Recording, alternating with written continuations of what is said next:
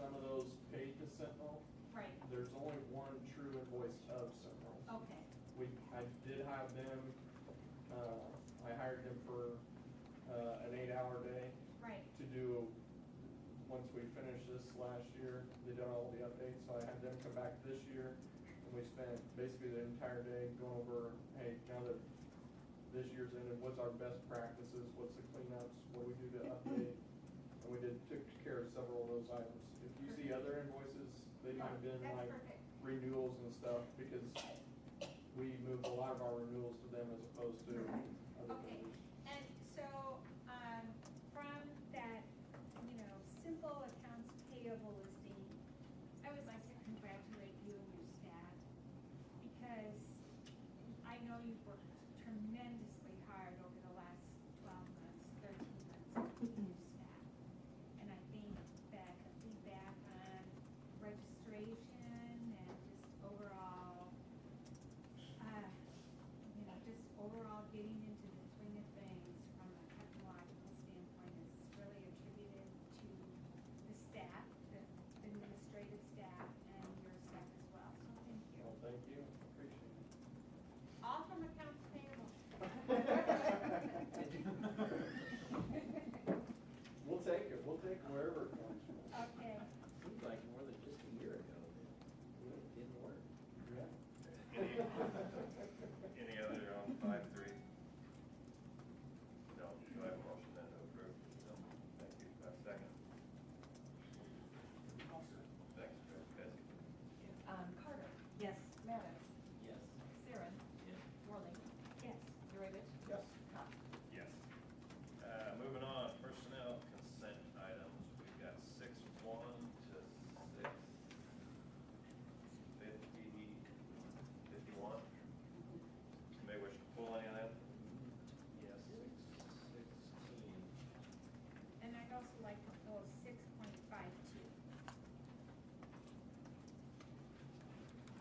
6, which is 6.52. 6. Oh, Job oh, description no, it's change. been changed, 6.51. Job description change. Yeah. Okay, any others?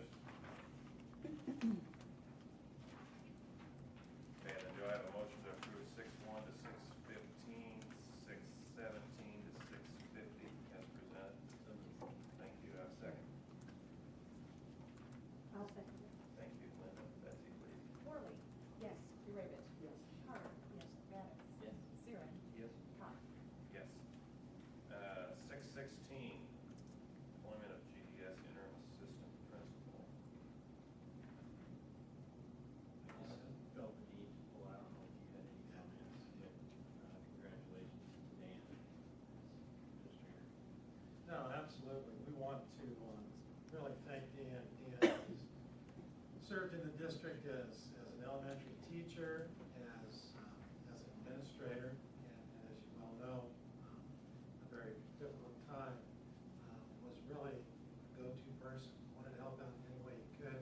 Consensus among administration and staff members about who would be a wonderful person to bring onto our administrative team, and he's done that. He's been outstanding. I mean, from the get-go, whether it's sending emails to staff, or out on the bus routes, making sure all the kids get on, or working in workshops and things like that, he's just done a tremendous job. So I can't thank Dan enough.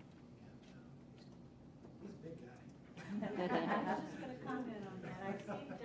I've seen him with little kids, and it's like, you would think he would be really, really intimidating, but he's not. He's a very gentle Yeah. person, with a kind spirit, and that's the thing that shines through with Dan. And we couldn't be more pleased to have him on our administrative team.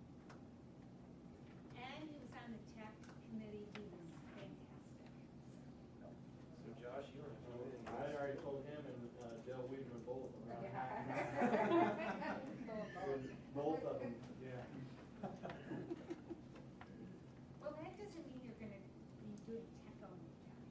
No, they were both on the tech committee. I know they were. I lost. They're gonna be two of my shining stars. That's true. You gotta lead from the top, so that's what I'll expect now. All right, with that, do I have a motion to approve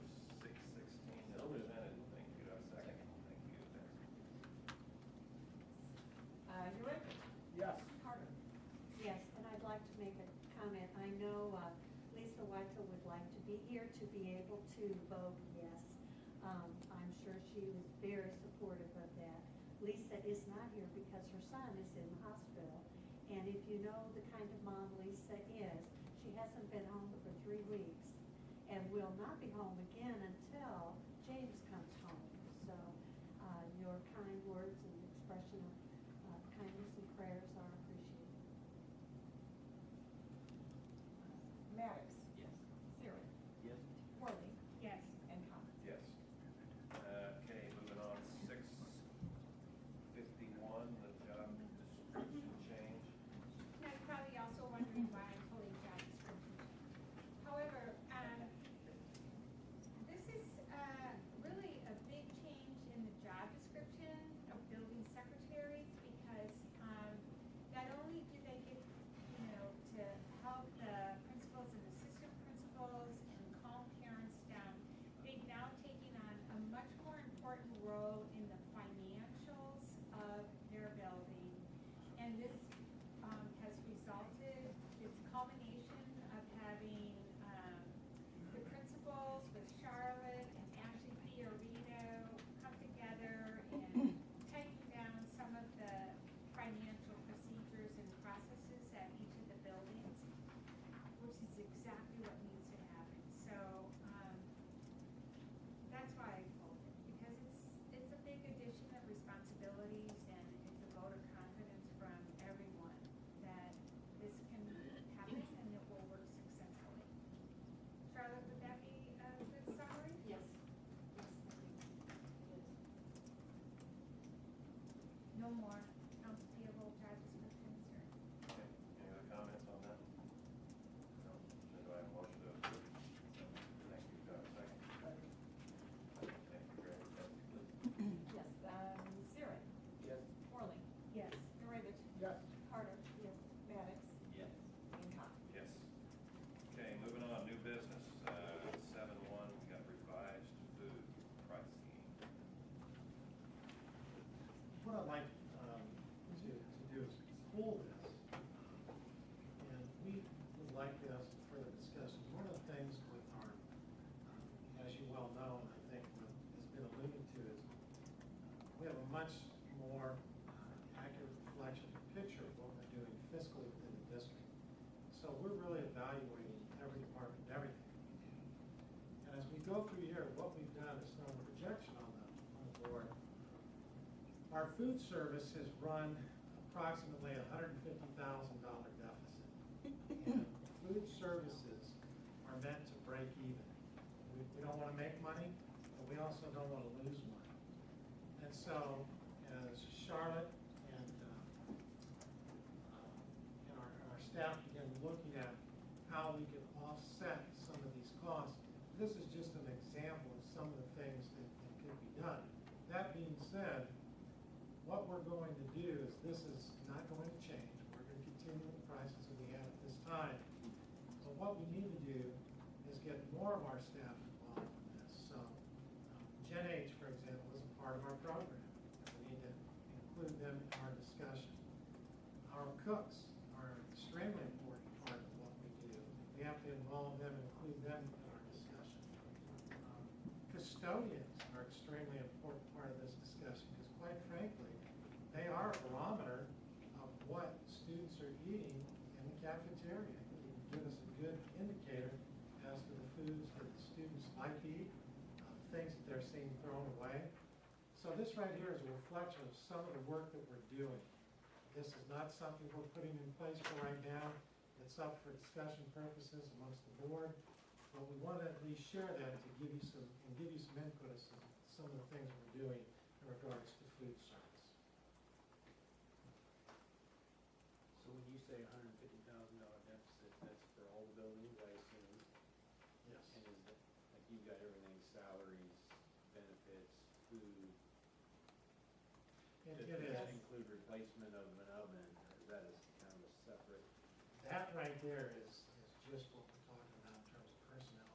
Purchasing food products, for example, produce, is very expensive. And so, are we getting the best bang for our buck in regards to purchasing produce and where we purchase it from? So, this is reflective of those items. If a stove was to break down, or there was, that's capital type Yes, kind of yes. thing. So this is really reflective of our programming and what it costs us to run. Once again, our goal isn't to make money. Our goal is to break as close to even as we can, but it's also not to lose money. So we're gonna look at what we can do internally to make adjustments for the break even, but also look at what we may have to do if there's an offset in the amount of dollars that we have to spend on product and personnel. Will you break it out by school maybe, when you go through this? We can do that. We don't, I've got a question, because Lisa had requested that I send that breakout, and her email address said BOE and then in parentheses her name. So when I sent it to her, my assumption was it went to the entire board. Was that the wrong assumption? I apologize. Yeah, we don't know what that BOE's for, but maybe Josh can help us out there. Is it showing up on the email? well, I can, It's probably her email if it shows up. She sets up her account on her phone and it sends, so she's labeled that email account as BOE. Oh, it's her setting. But we didn't get it, so. I apologize. we'll get a breakdown. But Yes. but to your point, kids at the elementary schools do need things that are different than those at the high school. I know at the high schools, for example, I know that à la carte items probably sell Right, at a higher rate, Right. of course, than they do at the elementary schools. So, that's going to have an overall impact. So we're going to look at all of those things, because our cooks work extremely hard, do a phenomenal job, and they need to be a part of the discussion. So we're going to get that opportunity and make sure we're making the right decision. I have 3 comments to make. I'm so glad you're including the custodians, because they do see exactly what they eat and what they don't eat. That's very wise decision. 2 other questions. Do we get federal surplus, food surplus? Like cheese, we used to get cheese and We get I- commodities. commodities. Commodities, yeah, but surplus in terms of, I'd have to say, based on our free and reduced, of course, your percentages play a role in all of that, but I'm not sure to what extent we, You don't get commodities at high school because you serve the Pepsi products, the fountain drinks.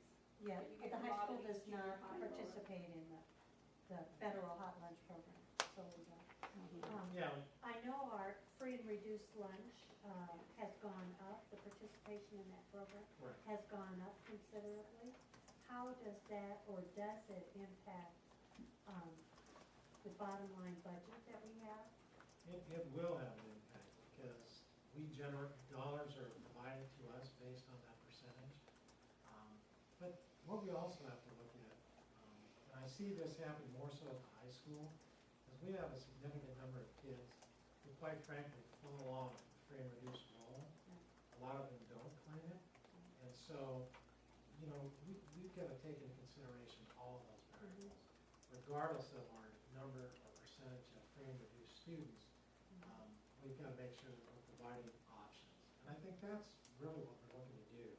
I know that Gen H has played a role in providing, healthy, nutritious food, but you've got to weigh that with our students, making sure that they're eating those foods.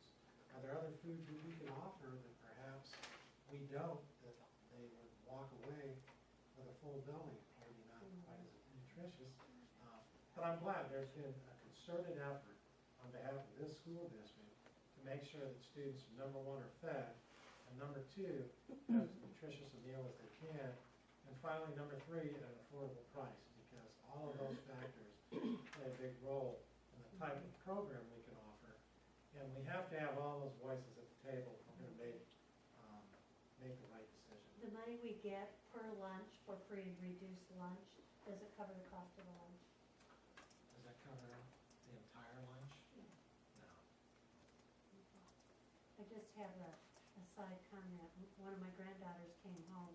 She's in the intermediate school. She's so excited because she can have peanut butter and jelly every day. And my son said, yeah, at $2.25 for peanut butter and jelly there. She didn't care. No, it's good stuff. should I come It's to an option. your house and make the peanut butter like her house. She said, I have an option, I have a choice. Charlotte, we're raising up to $3.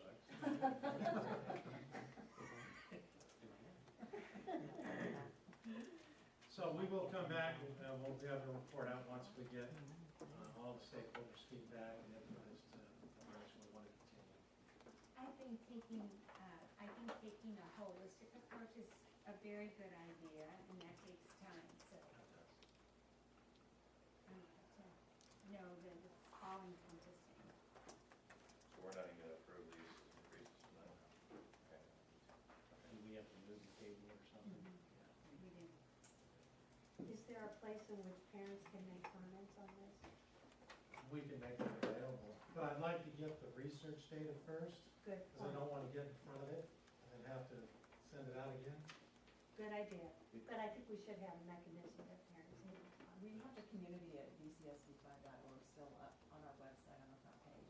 People can email there anytime on any Okay. subject, so. It's a good website, by the way. Thank you.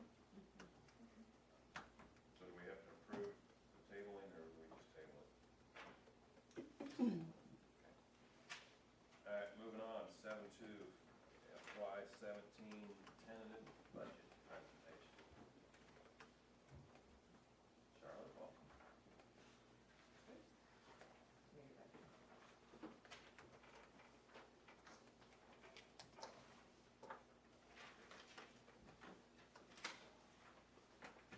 I need like another space right here, another shelf, where I can put these papers when I'm done with them. And they just throw them on the floor. In constructing the budget, there were some guiding principles for me to use, and I wanted to reflect the goals of the board to maintain strong educational services, support instruction, technology, and professional development, support special education services, allocate resources for the capital improvements, meet the goal of a balanced budget, that was most important for me, reduce the dependence of early taxes received, or I take that back, maybe that was the most important for me, and to stay within the 5% administration limitation. Oh, come to think of it, that was probably the most important thing for me as well. A lot of important things to consider. A budget tells us what we can't afford, but it doesn't keep us from buying it. And I felt like I really needed to give kudos to the staff one more time for last year, because you really helped us stay within our budget last year. That was big in helping our fund balances grow, and I'm hoping that you continue helping us do that in this next year. The overarching concept for me was to live within our means. And I'm not gonna talk about peach baskets, but I am gonna talk about food allowances in your budget. You're not gonna spend your next month's food money on this month's bills, because that would be disastrous for any of our budgets. Well, this school district, that food money is your early taxes. And so I wanna show the domino effect that happens. In 2010, and I'm just gonna look at the education fund for right now, and the rest of those figures are out there for you to look at. But in the ed fund in 2010, you had $12.6 million. You really didn't need early taxes. But as you can see over the course of the years, when you started spending those early tax dollars, all of a sudden, you've spent that money last year that was really intended to fund this year's budget. And so that does have a domino effect. And in 2015, had it not been for early taxes, you would have had a deficit of $7 million in your ed fund. Made a lot of progress between 2015 and 2016, once again, in large part to the staff watching what they were spending. And those early taxes, had we not gotten them, would have resulted in a $4.6 million deficit. Sounds a whole lot better than $7 million. So I wanted to be conservative with the revenues, because I'm a skeptic when it comes to what government promises. And Leslie Munger was quoted as saying the state's backlog of bills will grow throughout the fall, and we'll enter the new year with approximately $10 billion in unpaid invoices, resulting in delays of at least 6 months to get your money. We already know we're getting delays in getting our 4 categoricals, for example. And since that makes up 19% of our budget, I want to be very sensitive to that. I don't know what people coming in after elections is going to do with Illinois' financial crisis. So So they can promise it now, but that doesn't necessarily mean we will get it. They have been prorating, general state aid, 87% year before last, 92% last year. Regular ed and special ed transportation, 70%. They do not pay for categoricals in the year owed. And this is what the state owes us still, as of this date, for things from last year. And that's $636,479. So you can't blame me for not really trusting what they say they're gonna give us, because if they still owe this now, and the state superintendent said those checks wouldn't be coming until sometime in September, so that's how many months late? That's before we hit the new year when Comptroller Munger said that they were gonna be 6 months late. So I don't know when we're gonna get that extra money, if we're really gonna get that extra money from general state aid. But I thought it really interesting, 670,000 I think has been floated around on what Chatham could receive. And last year, our general state aid, our GSA, was 6.1 million. I finally got this on Friday of what we're going to get next year in general state aid, 6.2 million. What happened to the 670,000? And so I'm looking at it thinking, okay, maybe they're taking it from what they prorated and gave us. So if we get 100% of 6.2, we compare that to the roughly 5.6 million that we got this year, which was prorated. We're getting a little closer to that number, but we're still not at that number. So, and I find it interesting, over the last 2 years, because of the prorating, we have lost over $1.2 million in general state aid that we should have gotten, but didn't because of the prorating. So when you're looking at budgets, you know, the guiding principle is you estimate high on expenditures to cover unforeseen circumstances. We had a really mild winter last year. But if we get hit with the kind of winter we had a couple years ago, where you're spending $80,000 for snow removal, you have to be ready for those kinds of circumstances.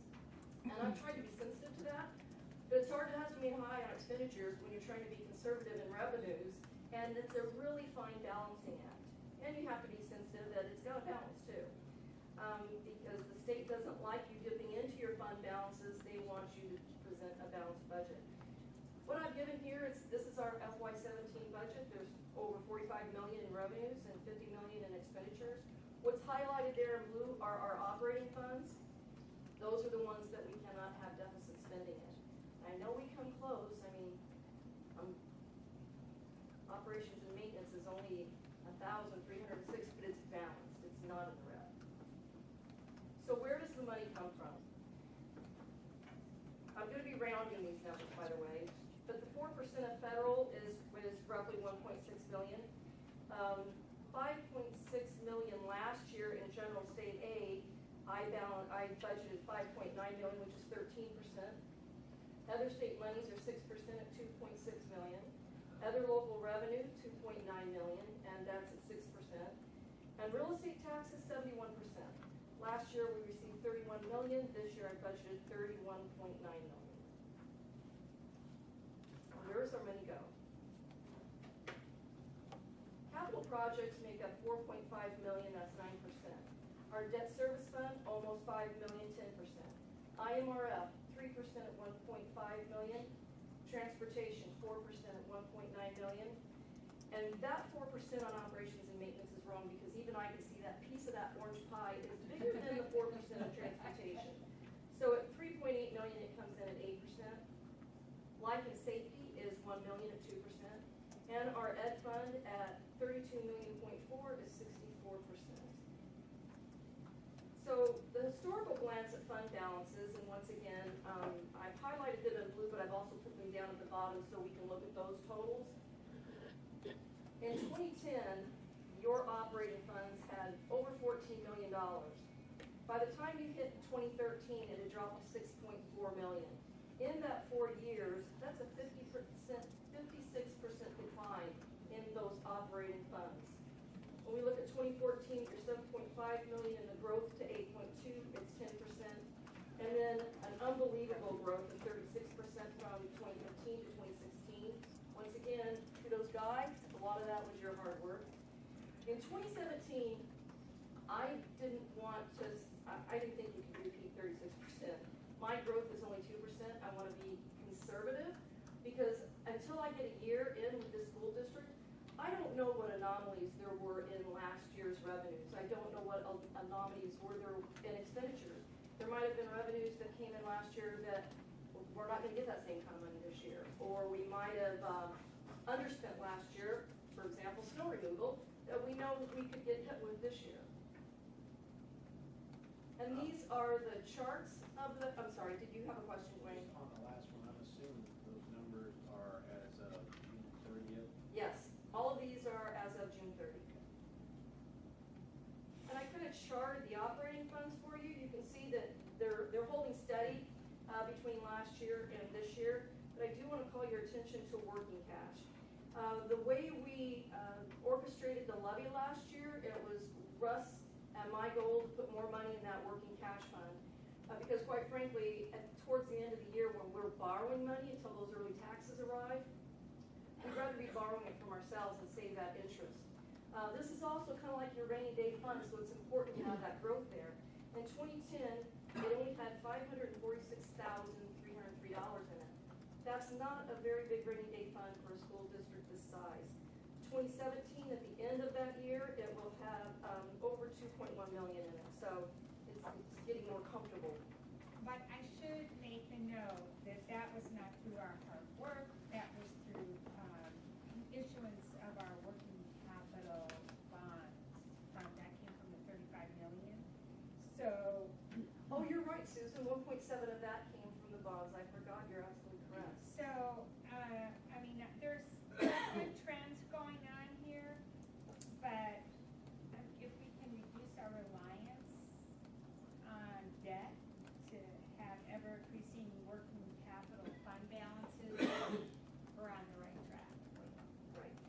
The reason these operating funds are so important is because they're used by ISB in order to, there's a certain formula they use to determine the financial health of any school district.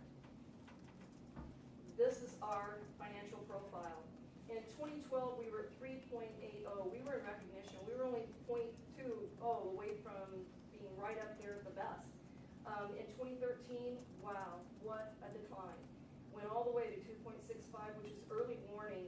You just missed getting on the financial watch, which, correct me if I'm wrong, but I believe financial watch means that ISB comes in and takes a much greater role in the district's finances. That's true. For the last 2 years, you've been at 3.25, and last year, the average statewide was 3.55. So, you know, we still have work to do. And, you know, I've hit you with a lot of numbers, a lot of revenues and expenditures, but I think it was important to put this slide in there. The school district's got a whole lot to be proud of, and I don't know if this was reported in the local newspaper. Betsy had shared it with us, and it really speaks volumes to what you accomplished as a school district when your school district at 31 was the highest of the other Sangamon County schools listed. That's something to really be proud of. So, in conclusion, building fund balances. Do I have any questions? I know I went through it quick, but the tendency to be a fast talker when I'm nervous. No, that's fine. I just want to comment, it's for this year, it's been a real learning curve. As many of you know, and some may not, Charlotte was a CPA, and so those numbers extremely well. But school business is different. It just is. Peach baskets and mules, what Russ used to talk about, is a real thing. And to apply those, or for a CPA to apply those to real numbers can sometimes be difficult. But she's done a great job, and it's been a huge learning curve. Continuing to learn, we're continuing to work together with Jen and with everybody else in the office. So with certainly our building principals and our administrative assistants. So I just wanted to thank you. I know it's not easy, and I know as we continue to progress, the acronyms and different things that you have been bombarded with this year will become easier to know and understand and apply. So, thank you. Yes. You, I have a question. When you said working cash, was it? Is it 2 million-ish? At the end of the year, it'll be 2.1 million.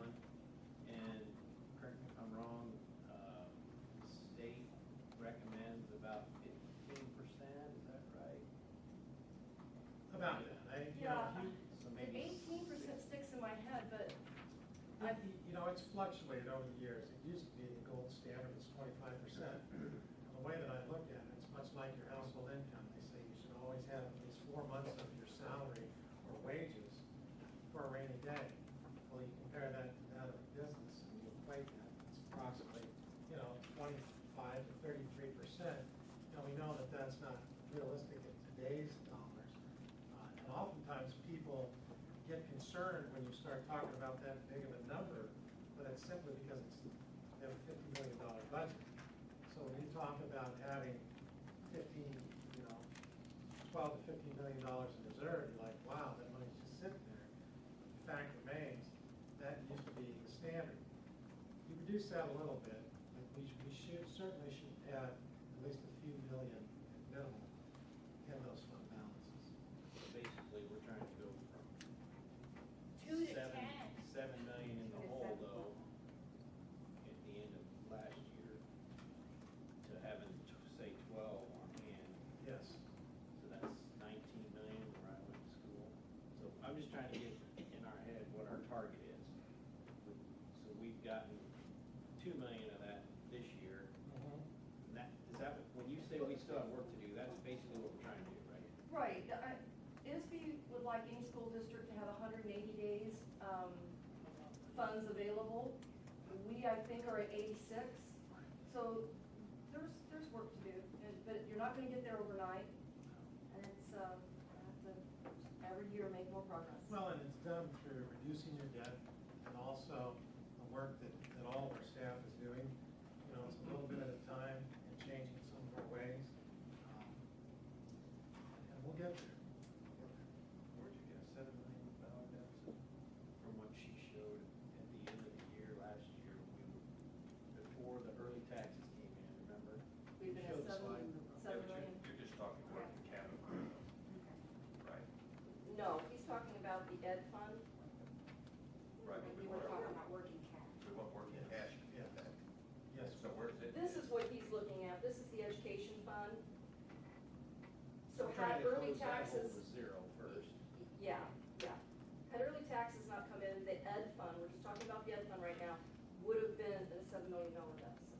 Right, but you showed them fund balances there at the end, there was a chart, had like 6, 7 years worth of, Okay, We'll come working- back down where this working one? cash no, one. keep going. Your working cash one. You had it in a graph, No. there, right there. That Here's one. working That one. cash. Go back. Well, let me get to the slide, let me get it big before you, that's gonna help you find it. This is what you're talking about? This is what we want to see at what, 15%? Yes, So it's been. exactly, It's been $500,000, Steve. now it's up to a little over 2 million. Mhm. But we Through also debt, want- through debt, That's right, she is right. 1.7 of that was through debt. through debt. But we also want to close the 7 million to Yes. zero. Right. Absolutely. And do this Yes. ultimately, Yes, and retire our debt. Right. Because we're, in the future, at some point, we gotta put a plan together when we need our next school. There's a lot of moving parts.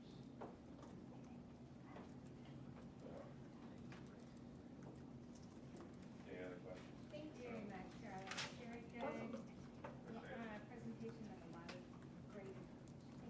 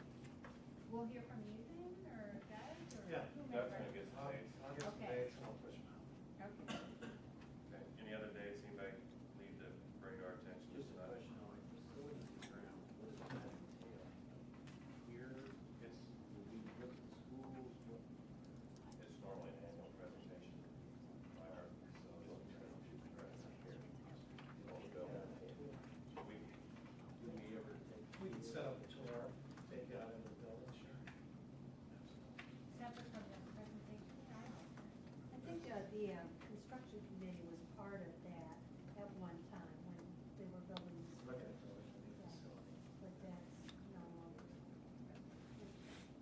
That's good. I love it. Take you out, buildings look great, custodians do a great job, so it'd be nice to get you out the buildings. That'd be fine.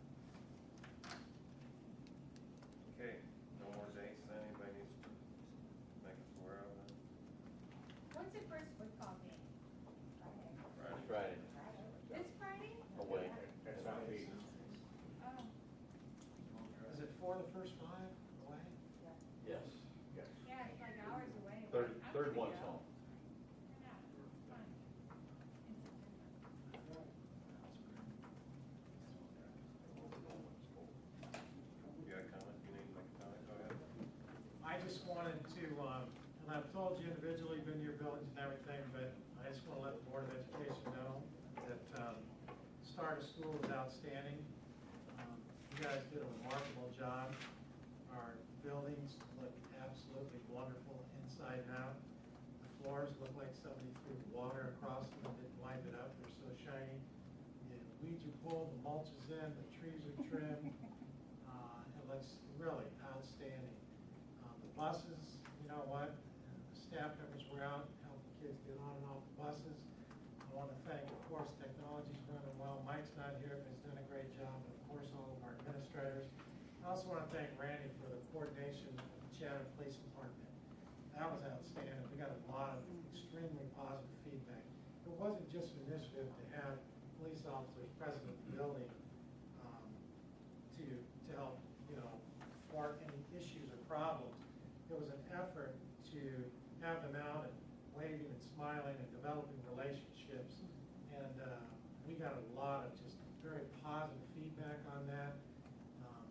Posts and different things. I know that at CE, with all that's going on right there, with the construction, received some real positive feedback just about the cooperation. So I'd like to extend a thank you for that coordination, Randy. That was a nice opportunity for us to work with our local policemen and women. It was good for them too.